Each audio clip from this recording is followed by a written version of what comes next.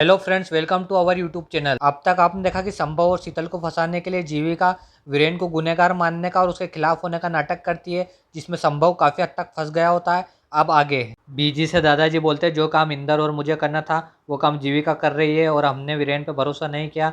जीविका को शुरू से उस पर भरोसा था। तो बीजी बोलती है कि ये छोड़िए, आप अब सब अच्छा हो ये सोचिए।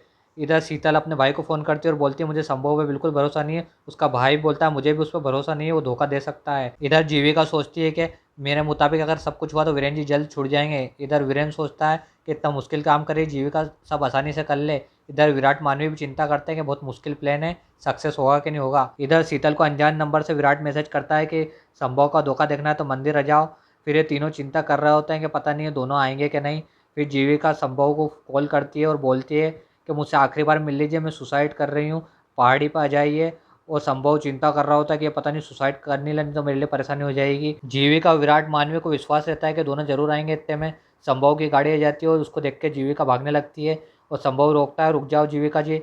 इतने में जीविका रुकती है और बोलती है कि मैं आपसे माफ़ी मांगना चाहती हूँ, ये आखिरी मुलाकात है हमारी। और वो फिर भागने लगती है मंदिर की ओर। मंदिर पहले से ही सजा रहता है शादी के लिए। फिर जीविका प्रार्थना करती है, मेरे साथ इतना बुरा क्यों हुआ। वो संभव से बोलती है कि मैं अब नहीं बचूंगी। और फिर इतने में वहाँ शीतल आ जाती है और उसे विराट मैसेज करता है कि जाओ जाके शादी देख लो अपने संभव की। और वो जाती है। इतने में जीविका वो सिंदूर उठाती है और बोलती है कि यही सिंदूर वीरेन जी ने मेरी मांग में भरा था।